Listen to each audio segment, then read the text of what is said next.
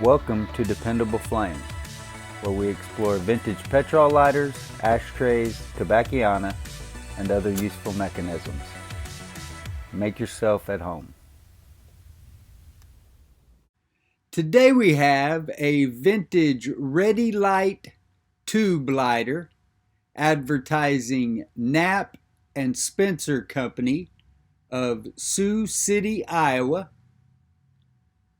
Says there in the red, since 1868.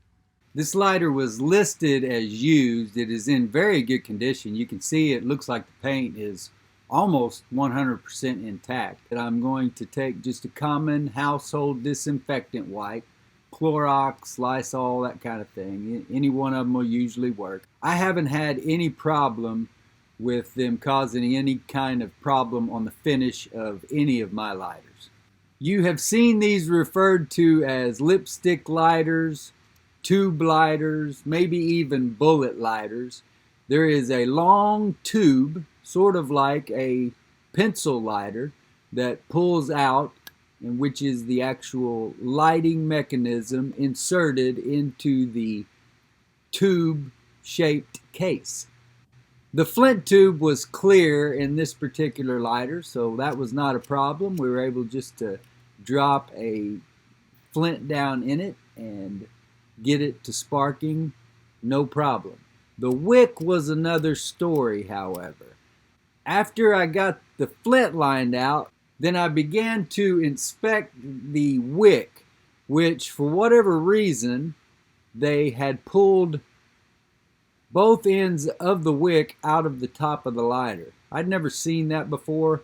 I don't think it was on purpose. Maybe. I don't know. I don't know if it would hurt anything to have a double wick lighter like that, both coming up out of the same chimney or the same hole. We all know that that wick needs to be dispersed around in that tank as evenly as possible. We also know that you want it to reach all the way down from top to bottom, that any lack thereof is going to result in a deficiency in the fuel being brought up to the top of the lighter. The wick should never be wet. You should only be lighting vapor or fumes off the top of that wick, as that wick carries the fuel and those vapors up to the top where ignition takes place. There is really not a whole lot to the re-wicking process on this particular lighter. If you've seen it done on a Zippo, then you can accomplish it on this Redilite advertising lighter, as it is just a tube instead of a rectangular shape that you're working with. The shape is the only difference. You're going to pull all the cotton out of it, which in this particular lighter all came out in one piece, and the wick then pulled out right behind it, no problem. I'm going to replace that with the copper woven Zippo style wick, which will slide right down in there, no problem. You get that held into place to where you want it. Then you can begin to feed your wadding, the replacement wadding, or if you don't have replacement wadding, you can always use the stuff that you pulled out of there, as long as it doesn't look contaminated, dirty, or otherwise ill-disposed to light when it comes in contact with your spark. We'll go ahead and get that fueled up now that we got it packed back in there tight. Got my little small can of Zippo fuel here that I picked up at Walmart the other day. Go ahead and get that filled up. It won't take but just a couple of squeezes here and it will be full. Once you get all that packed down in there, pretty easy, pretty simple with this kind of lighter. You don't want to dent it up or anything, so be careful that the tool that you are using to poke is poking in the right direction, and putting the cotton or the wadding down the tube, not scarring up the sides as you go. No big deal, I don't think, if you do. maybe over time. Most people aren't going to re-wick or re-wad a lighter like this enough to ever cause that kind of vestigial damage from all the work that has been wrought upon it over time. You'll want to be very careful if you're going to use one of these lighters that you, as you slide the insert in and out of the case, that you don't come into any more contact with the paint on the rim of that case than you have to. The paint on that case looks rather fragile to me as it lays there on the edges of where that case meets the insert on both the top and the bottom. The enamel itself has sort of a tackish feel to it, not that it's wet paint or anything like that, but if your fingers are wet or damp or whatever, you can feel the enamel, your fingers stick to that enamel.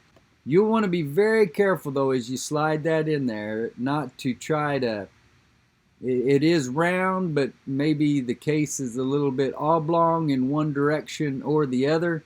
You'll want to be cognizant of that as you put it back together. And I do think that after making this video, I am a little bit more leery of handling this lighter any more than I need to. I believe that this lighter is going to be put on the shelf. When I originally bought it, I didn't pay hardly anything for this lighter, and these are the kind of things that I really like to put in my store, and maybe eventually it will, but for now it's going to go in my collection.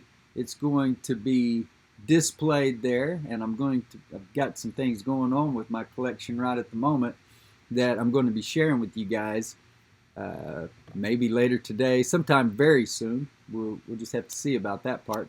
But anyway, I think that this lighter will go into my collection for now, but I am not going to be taking that lid off.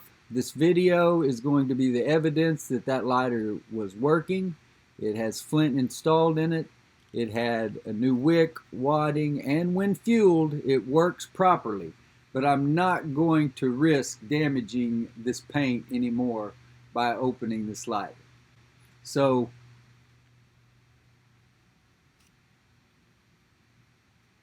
as you see it here in my hand, it will not be opened again, either in my collection or if it is sold. We will just have to see about which of those occur. But whichever, if you end up buying this lighter, you can rest assured it was never lit again by me or anyone else till it reached you after it was lit in this video, because as I said, you can just see how delicate the paint is. So beautiful. It's such a nice contrast of colors. I would say crimson and cream, and I think you would not be wrong in saying crimson and cream. Depending on the color, the lighting, the flash that has been used to photograph it or record it, it does look different. But it is a very good looking lighter that I'm going to be very happy to add to my collection without adding any chips to the paint or wear. Or as I said, sometimes you can kind of feel, it's not that the paint is sticky, but it's just that because the paint has that sort of gloss finish, it will, when your finger is damp, it will stick to your finger or sort of adhere lightly. Just makes me nervous about the paint, that's all. But a very nice lipstick, bullet, pen, tube lighter, whatever you want to call it, advertising Knapp and Spencer Company, Sioux Falls, Iowa, since 1868. Until next time.